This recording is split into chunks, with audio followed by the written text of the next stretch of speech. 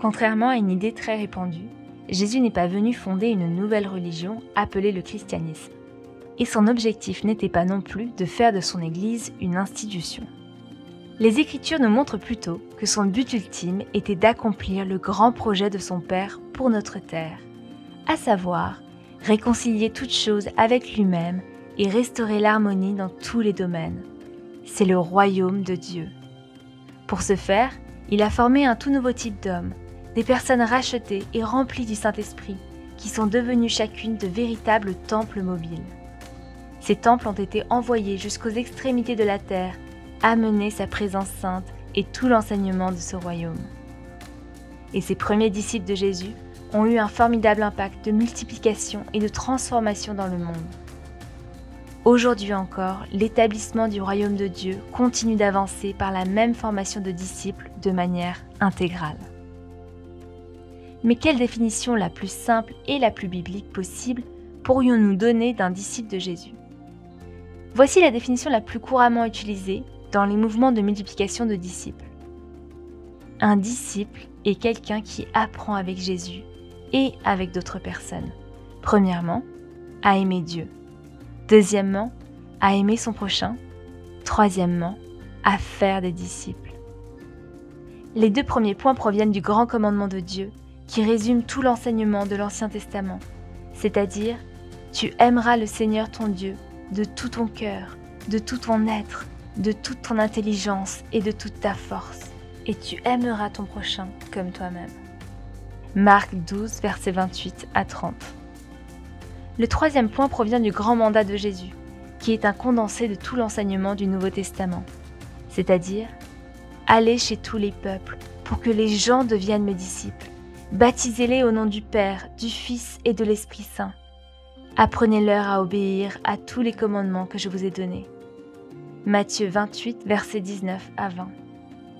Si l'un de ces points est négligé ou absent, le disciple ne grandira pas de façon complète et équilibrée et probablement ne se multipliera guère.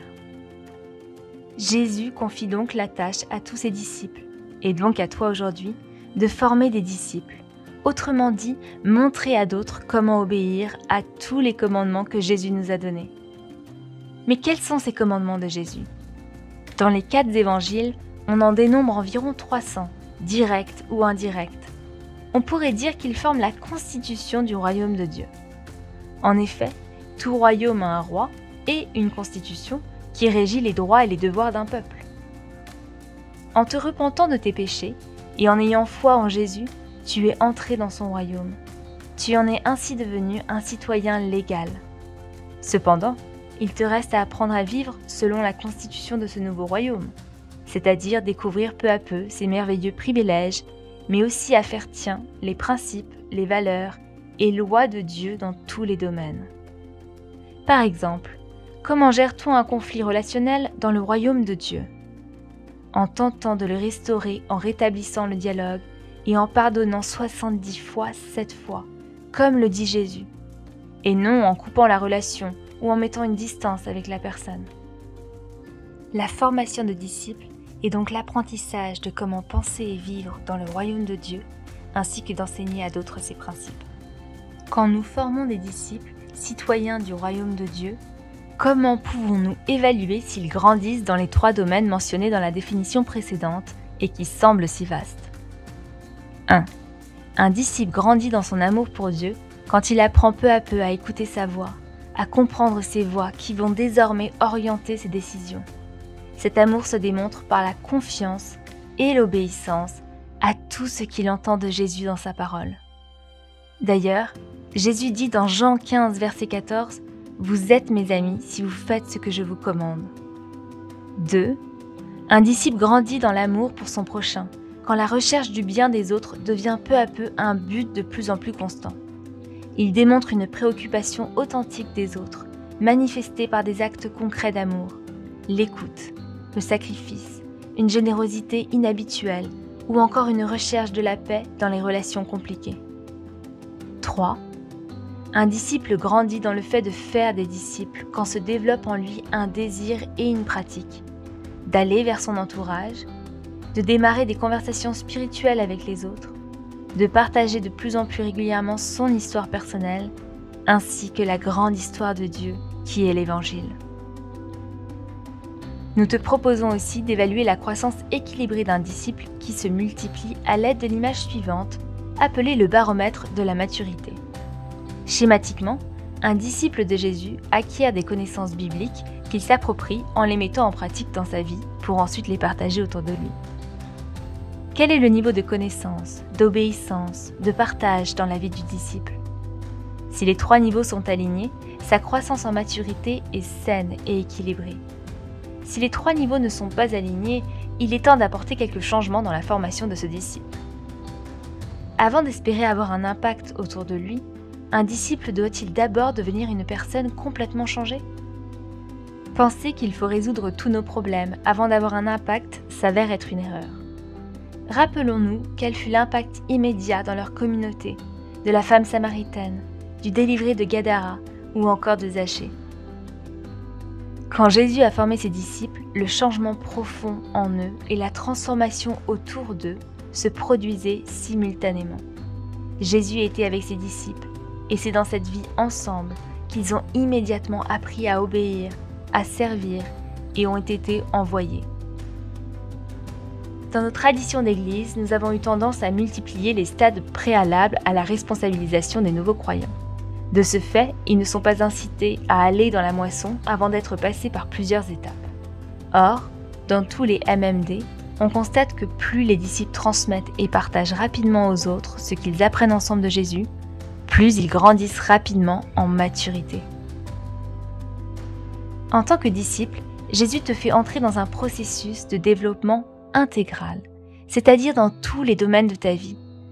Tout comme Jésus qui partageait pleinement notre humanité, tu vas donc toi aussi grandir et te développer comme citoyen du royaume dans le domaine spirituel, mais aussi dans le domaine du physique, de la sagesse, de l'intelligence et du social. Jésus grandissait en stature, progressait en sagesse et il se rendait toujours plus agréable à Dieu et aux hommes. Luc 2, verset 52. Considérons par exemple le domaine physique. Tu apprends à prendre soin de ton corps, à développer une bonne hygiène de vie, une alimentation saine, une sexualité épanouissante, un équilibre entre travail, exercice, repos. Tu apprends également à prendre soin de l'environnement. Ainsi, le disciple intégral apprend à être disciple dans tous les domaines de sa vie.